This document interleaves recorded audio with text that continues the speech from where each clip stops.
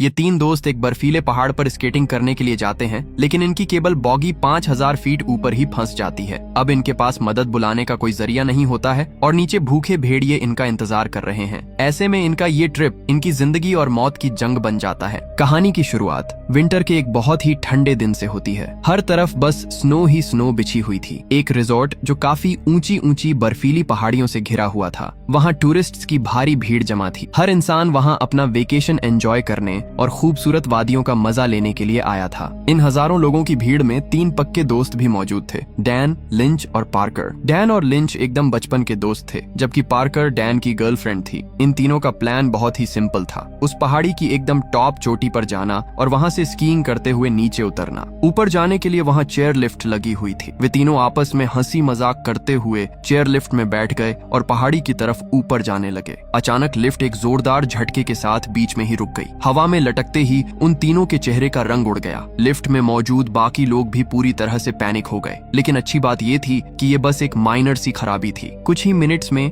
Lift फिर से start हो गई और वो सभी लोग सेफ तरीके से पहाड़ी के टॉप पर पहुंच गए। ऊपर पहुंचते ही उन्होंने वो सारी टेंशन भुला दी और घंटों तक स्कीइंग को खूब एंजॉय किया। उन्हें पता ही नहीं चला कि कब शाम ढल गई। अंधेरा होने पर वे तीनों नीचे वापस आए और रिजॉर्ट के एक रेस्टोरेंट में डिनर किया। पेट फुल होने के बावजूद उनका मन अभी भी नहीं भरा था। डैन ने प्लान बनाया कि वो लोग एक लास्ट टाइम स्कीइंग करने जरूर जाएंगे। वो तीनों एक बार फिर टिकट काउंटर की तरफ दौड़े और लिफ्ट के पास पहुंच गए, लेकिन वहां लिफ्ट ऑपरेट करने वाले आदमी ने उन्हें जाने से रोक दिया। उसने एकदम क्लियर शब्दों में बोला, सॉरी गाइज, अभी अभी न्यूज मिली है कि मौसम बहुत ज्यादा खराब होने वाला है, स्टॉर्म आने के चांसेस हैं, इसलिए हम आज के लिए लिफ्ट को क्लोज कर रहे हैं। अब आप लोग कल ट्राई करना। लेकिन डैन, पार्कर और लिंच अपने प्लान से इतनी जल्दी पीछे हटने वालों में से नहीं थे। उन्होंने उस वर्कर से बहुत ज्यादा रिक्वेस्ट की। डैन ने उससे कहा, भाई प्लीज बस एक आखिरी बार हमें जाने दो, हम प्रॉमिस करते हैं कि ऊपर पहुंचते ही तुरंत वापस नीचे आ जाएंगे। उनकी इतनी जिद के आगे उस आदमी का दिल पिघल ही गया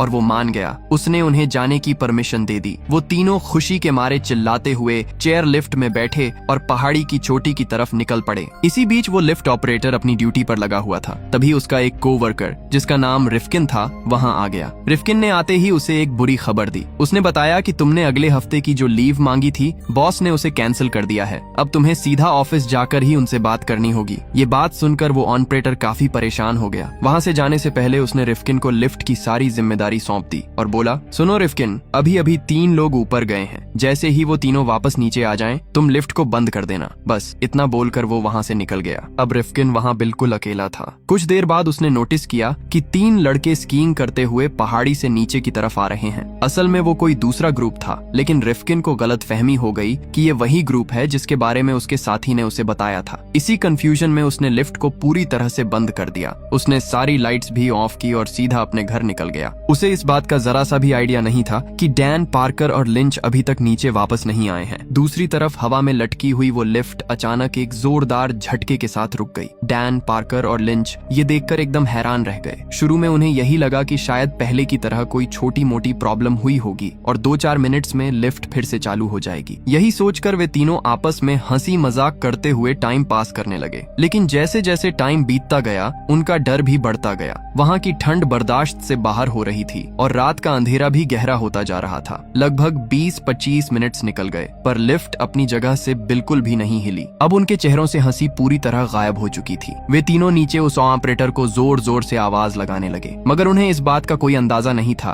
कि वहाँ नीचे उनकी आवाज सुनने के लिए अब कोई भी इंसान मौजूद नहीं है। तभी रिजॉर्ट की बड़ी बड़ी लाइट्स एक एक करके बंद होने लगी। देखते ही देखते पूरा पहाड़ घने अंधेरे में डूब गया। ये सब देखकर वो तीनों डर के मारे बुरी तरह कांपने लगे। अब उन्हें ये बात समझ आ चुकी थी कि लिफ्ट खराब नहीं हुई है, बल्कि नीचे स्टाफ ने ये सोचकर सब कुछ शट डाउन कर दिया है कि ऊपर अब कोई नहीं बचा है। मतलब उन्हें वहाँ ऊपर हवा में बिल्कुल अकेला छोड़ दिया गया था। पार्कर बहुत बुरी तरह से पैनिक हो गई और उसने रोना शुरू कर दिया। डैन ने उसे रिलैक्स करने की कोशिश करते हुए कहा, पार्कर प्लीज रो मत, कुछ नहीं होगा, मैं हूं ना यहाँ। डैन को अभी भी ये होप थी कि ऐसा नहीं हो सकता। वो बार बार यही कह रहा था कि वो लोग हमें इस तरह से नहीं छोड़ सकते। कोई ना कोई सिक्योरिटी गार्ड राउंड पर जरूर आएगा, हमें बस थोड़ा और वेट करना चाहिए। लेकिन ठीक उसी पल पार्कर को एक बहुत ही डरावनी बात याद आई। उसने अपनी कांपती हुई आवाज में कहा कि डैन, आज संडे है और ये रिजॉर्ट सिर्फ फ्राइडे से संडे यानी वीकेंड पर ही ओपन रहता है। अब अगले 4 दिनों तक यहाँ पर कोई भी नहीं आने वाला। इसका सीधा सा मतलब है कि अगर आज रात कोई हमारी हेल्प करने नहीं आया तो हम लोग अगले फ्राइडे तक यहीं ऐसे ही लटके रह जाएंगे। ये बात सुनते ही लिंच और डैन के भी पूरी तरह होश उड़ गए, क्योंकि 5 दिन तक इतनी ज्यादा ऊंचाई पर इस जानलेवा ठंड में बिना कुछ खाए पिए जिंदा रहना बिल्कुल इम्पॉसिबल था।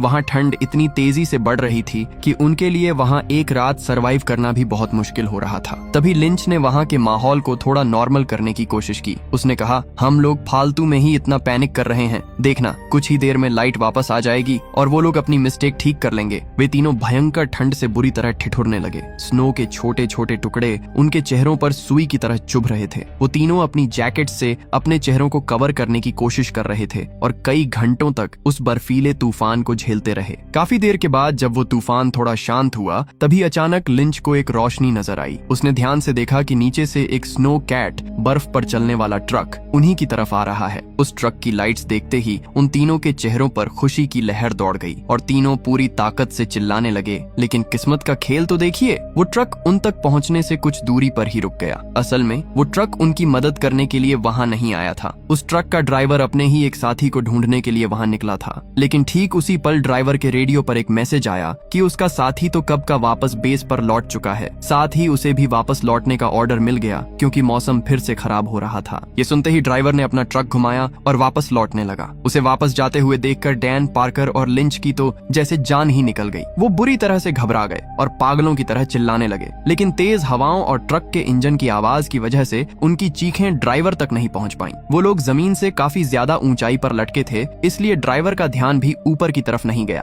ये देखकर ड्राइवर का ध्यान अपनी तरफ खींचने के लिए उन्होंने जल्दी जल्दी अपनी स्की और गॉगल्स उसकी गाड़ी के बिल्कुल सामने नीचे फेंके। लेकिन वो ट्रक ड्राइवर उस वक्त गाड़ी को बैक कर रहा था, इसलिए उसका पूरा ध्यान पीछे की तरफ था। उसने सामने गिरती हुई चीजों को बिल्कुल नोटिस नहीं किया और वहां से चला गया। इस हादसे ने उनकी बची खुची उम्मीदों पर भी पानी फेर दिया था। वे तीनों पूरी तरह से होपलेस हो चुके थे। उन्हें कुछ भी समझ नहीं आ रहा था कि उनके साथ ये सब आखिर क्यों हो रहा है। हड्डियां जमा देने वाली वो ठंड अब बर्दाश्त से बिल्कुल बाहर होती जा रही थी। मौत का खौफ अब उनकी आंखों में साफ नजर आने लगा था। ठंड की वजह से पार्कर की स्किन में काफी जलन शुरू हो गई थी। अपना ध्यान डाइवर्ट करने के लिए पार्कर ने सिगरेट जलाने की कोशिश की, लेकिन ठंड के मारे उसके हाथ इतनी बुरी तरह कांप रहे थे कि वो ऐसा नहीं कर पाई। इसी कोशिश में उसके एक हाथ का ग्लव फिसलकर सीधा नीचे गिर गया। पार्कर जोर से चीख पड़ी, लेकिन अब कुछ भी नहीं हो सकता था। उसका वो हाथ अब सीधे उस बर्फीली हवा के कांटेक्ट में आ गया था। तभी डैन ने नोटिस किया कि भयंकर ठंड की वजह से पार्कर के गाल पर फ्रॉस्ट बाइट हो गया है। अपनी गर्लफ्रेंड की ये खराब हालत देखकर अब डैन का सब्र पूरी तरह से टूट गया।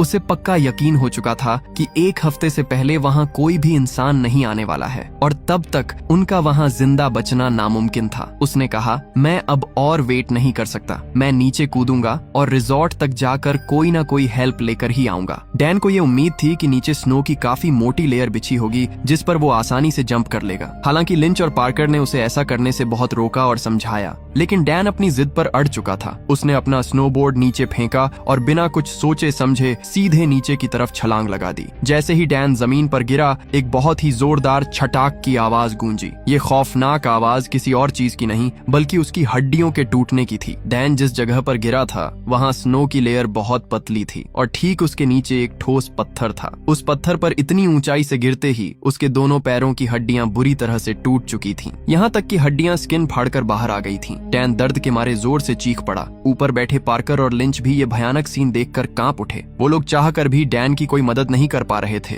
डैन अब अपने टूटे हुए पैरों के साथ 1 इंच भी हिल नहीं पा रहा था। तभी पार्कर ने तुरंत अपना स्कार्फ निकाला और जल्दी से नीचे डैन की तरफ फेंका, ताकि डैन उसे बांधकर अपना खून बहने से रोक सके। लेकिन हवा के एक तेज झोंके के साथ वो स्कार्फ उड़कर कहीं दूर चला गया। डैन दर्द से बुरी तरह तड़प रहा था। पार्कर और लिंच अपने पक्के दोस्त को इस तड़पती हुई हालत में देखकर लगातार रो रहे थे। तभी लिंच ने नोटिस किया कि उनसे बस 2 चेयर पीछे ही लिफ्ट का एक खंभा मौजूद था। लिंच ने ये डिसीजन लिया कि वो चेयर लिफ्ट के वायर पर लटकता हुआ उस खंभे तक जाएगा और वहां लगी सीढ़ी से नीचे उतरकर डैन के लिए हेल्प लेकर आएगा। लेकिन इस काम में एक बहुत बड़ा रिस्क था। उसी वायर के जरिए लिफ्ट ऑपरेट होती थी, जिसकी वजह से घिस घिस कर वो वायर एकदम चाकू की तरह शार्प हो चुका था। पार्कर ने उसे रोकने की कोशिश की और कहा, लिंच, तुम्हारे हाथ पूरी तरह कट जाएंगे, प्लीज वहां मत जाओ। पर ठीक उसी वक्त वहां एक और डरावनी आवाज गूंजने लगी। एक ऐसी आवाज जिसने उन तीनों के रोंगटे खड़े कर दिए। वो आवाज किसी और की नहीं बल्कि खूंखार जंगली भेड़ियों के झुंड की थी। उनकी आवाज सुनते ही नीचे गिरा हुआ डैन डर के मारे बुरी तरह कांपने लगा। वो अपना सारा दर्द भूलकर अपनी जान बचाने के लिए हेल्प हेल्प चिल्लाने लगा। अब लिंच ने ठान लिया था कि वो किसी भी कीमत पर उस खंभे तक पहुंचकर ही रहेगा। उसने ट्राई किया, लेकिन स्नो जमे होने की वजह से उसका पैर फिसल गया। वो नीचे गिरते गिरते बचा और किसी तरह उसने खुद का बैलेंस संभाला। दूसरी तरफ नीचे जमा देने वाली ठंड के कारण डैन के टूटे हुए पैर बिल्कुल सुन्न पड़ चुके थे। उसके लिए वहां से खिसकना भी मुमकिन नहीं था। लिंच ने भी अभी तक हार नहीं मानी थी। अब वो पार्कर के साथ मिलकर चेयर पर जमी हुई स्नो को जल्दी जल्दी साफ करने लगा ताकि वो ऊपर वायर तक अपनी पहुंच बना सके। तभी अगले ही पल जैसे ही डैन ने अपने चेहरे से हाथ हटाया, उसने देखा कि उसके बिल्कुल सामने एक आदमखोर भेड़िया खड़ा है। डर के मारे डैन की तो जैसे सांसें ही जम गईं। तभी ऊपर से पार्कर ने अपना स्नोबोर्ड पूरी ताकत के साथ उस भेड़िए की तरफ दे मारा। उसका निशाना बिल्कुल सही जगह लगा और वो भेड़िया वहां से डर कर भाग गया। इसके बाद लिंच ने जरा सी भी देरी नहीं लगाई। पार्कर की हेल्प से उसने चेयर लिफ्ट पर अपना पैर टिकाया और ऊपर मौजूद उस रेजर जैसे शार्प वायर को अपने हाथों से कसकर पकड़ लिया। वो हवा में लटकते हुए सिर्फ अपने हाथों के सहारे आगे की तरफ बढ़ने लगा। उस वायर की तेज धार उसके हाथों को बुरी तरह काट रही थी। खून निकल रहा था, लेकिन वो बीच में बिल्कुल नहीं रुका। वो अभी थोड़ी ही दूर तक पहुंच पाया था कि तभी उसने नीचे की तरफ कुछ ऐसा देखा कि वो बुरी तरह घबराकर वापस अपनी चेयर पर आ गया। वापस आते ही उसने पार्कर से कहा, पार्कर सिर्फ मेरी तरफ देखो, नीचे मत देखना। लेकिन पार्कर खुद को ऐसा करने से रोक नहीं पाई। उसने जैसे ही नीचे झांका, उसके मुंह से एक दिल दहला देने वाली चीख निकल गई। नीचे भेड़ियों के एक पूरे झुंड ने डैन को चारों तरफ से घेर लिया था। डैन पूरी तरह से हेल्पलेस और बेबस था। अगले ही पल वो सारे भूखे भेड़िए डैन के ऊपर टूट पड़े। वे उसे जिंदा ही नोच नोच कर खाने लगे। ऊपर बैठे पार्कर और लिंच बेबसी में रोने के अलावा और कुछ भी नहीं कर सकते थे। डैन की दर्दनाक चीखें कुछ देर तक वादियों में गूंजती रहीं और फिर हमेशा के लिए शांत हो गईं। अपने बचपन के सबसे प्यारे दोस्त की इतनी खौफनाक मौत देखकर लिंच और पार्कर एक बहुत गहरे सदमे में चले गए। दोनों एकदम खामोश हो गए और इसी सन्नाटे के बीच वो डरावनी रात जैसे तैसे गुजर गई। अगली सुबह जब पार्कर की नींद खुली तो उसने देखा कि ठंड की वजह से उसका हाथ लोहे की रॉड पर पूरी तरह से चिपक चुका था। उसने अपना हाथ वहां से छुड़ाने के लिए जब झटके से जोर लगाया तो उसकी हथेली की स्किन ही पूरी तरह उधड़ गई। पार्कर दर्द के मारे जोर से चिल्ला उठी। लिंच की भी आंख खुली और उसने नोटिस किया कि पार्कर के चेहरे के फ्रॉस्ट बाइट वाले घाव अब और भी ज्यादा बढ़ गए हैं। लिंच ने पार्कर को थोड़ा हौसला देते हुए कहा, पार्कर हिम्मत रखो, आज मंडे है, हो सकता है कि हमारे दोस्त हमें ढूंढते हुए आज यहाँ जरूर पहुँच जाएं। लेकिन पार्कर ने पूरी तरह निराश होकर जवाब दिया, किसी को भी नहीं मालूम है कि हम लोग यहाँ फंसे हुए हैं। यहाँ कोई भी हमें ढूंढने नहीं आने वाला। अब लिंच को वहाँ से जिंदा बचने का सिर्फ एक ही रास्ता नजर आ रहा था, किसी भी तरह उस वायर से लटक कर खंभे तक पहुँचना। खतरा बहुत ज्यादा था क्योंकि वो वायर ब्लेड की तरह तेज थे और अब ठंड के कारण उसके हाथों में बिल्कुल भी ताकत नहीं बची थी। पार्कर ने लिंच से रिक्वेस्ट की कि हमें थोड़ी देर और वेट करना चाहिए। वो दोनों दोपहर होने तक इंतजार करते रहे, लेकिन वहाँ कोई भी नहीं आया। अब पार्कर अपनी सारी उम्मीदें खो चुकी थी। वो भी डैन की तरह ही सीधे नीचे कूदकर अपनी जान दे देना चाहती थी। लेकिन लिंच ने उसे डांटते हुए समझाया कि डैन ने अपनी जान का रिस्क इसलिए लिया था ताकि हम लोग यहाँ से जिंदा बच सकें। अगर तुम भी हार मानकर मर गई तो उसकी वो कुर्बानी पूरी तरह बेकार हो जाएगी। हमें यहाँ से जिंदा निकलना ही होगा। बस इतना कहकर लिंच एक बार फिर से खड़ा हुआ और उस वायर को मजबूती से पकड़कर लटक गया। वो थोड़ा सा आगे ही बढ़ा था कि अचानक चेयर का एक हिस्सा बुरी तरह टूट गया। वो चेयर अब सिर्फ एक ही तरफ से लटक रही थी। पार्कर ये देखकर बहुत बुरी तरह घबरा गई। वहीं दूसरी तरफ लिंच अपनी जान पर खेलकर किसी तरह उस वायर पर लटकता हुआ पोल तक पहुंचने में सक्सेसफुल हो गया। उसके हाथ बहुत ही बुरी तरह कट चुके थे और उनमें से लगातार खून बह रहा था। लिंच दर्द बर्दाश्त करते हुए सीढ़ियों से नीचे उतरा। वो अभी जमीन पर पहुंचा ही था कि अचानक वहां भेड़ियों का वही खूंखार झुंड वापस लौट आया। एक भेड़िया तुरंत लिंच के ऊपर झपटा। लिंच ने अपने पास पड़ी एक छड़ी उठाकर उस भेड़िए को जोर से मारा। वो भेड़िया थोड़ा पीछे हट गया, लेकिन बाकी के भेड़िए भी अब उसे घेर चुके थे। लिंच ने जल्दी से अपना स्नोबोर्ड उठाया और ऊपर पार्कर की तरफ चिल्लाकर बोला कि मैं अभी हेल्प लेकर आता हूँ। इतना बोलकर वो स्नोबोर्ड पर बैठा और वहाँ से तेजी से नीचे की तरफ खिसक गया। लेकिन वो भूखे भेड़िए भी उसका शिकार करने के लिए उसके पीछे पीछे दौड़ पड़े। इधर ऊपर पार्कर अब बिल्कुल अकेली रह गई थी।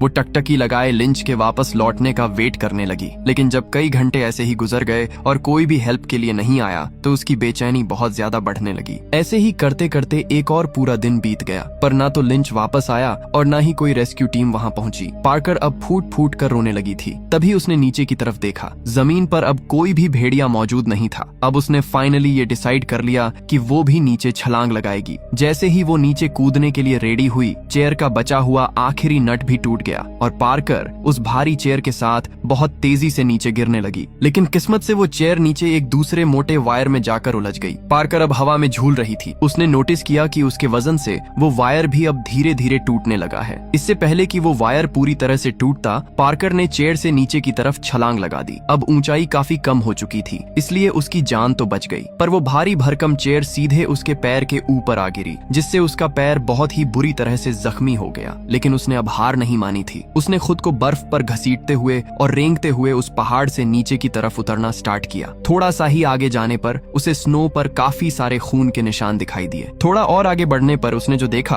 उससे उसकी रूह कांप गई। वो भेड़िए लिंच की लाश को नोच नोच कर खा रहे थे। इसका मतलब लिंच भी उन जानवरों से खुद को बचा नहीं पाया था। उनमें से एक भेड़िए ने मुड़कर पार्कर की तरफ देखा भी, लेकिन शायद उसका पेट अब पूरी तरह भर चुका था, इसलिए उसने पार्कर पर कोई हमला नहीं किया और चुपचाप वहां से चला गया। पार्कर ने एक लंबी राहत की सांस ली और अपनी जान बचाते हुए रेंगते रेंगते किसी तरह मेन सड़क तक पहुंच गई। वो बेसुध होकर उसी सड़क के किनारे पड़ी थी। तभी अचानक वहां से एक कार गुजरी। कार के ड्राइवर ने उसे बर्फ पर पड़े हुए देखा और तुरंत अपनी गाड़ी रोक दी। वो भागकर पार्कर के पास पहुंचा और उसे उठाकर अपनी गाड़ी में ले जाकर लिटा दिया। उसने पार्कर से कहा, हिम्मत रखो, अब तुम बिल्कुल सेफ हो। पर उस वक्त पार्कर को अपने खुद के शरीर के दर्द से कहीं ज्यादा डैन और लिंच की खौफनाक मौत का गहरा सदमा था। वो उसके ऐसे दोस्त थे जिन्होंने अपनी जान देकर उसे जिंदा बचाया था। पार्कर ने अपनी आंखें बंद कर लीं और उन्हीं दोस्तों की यादों में हमेशा के लिए खो गई और इसी दर्दनाक मोड़ पर आकर ये कहानी खत्म हो जाती है। तो दोस्तों, इसी तरह की कहानियों के लिए हमारे चैनल को सब्सक्राइब जरूर करना और मैं मिलूंगा आपसे किसी नए दिन एक नई कहानी के साथ।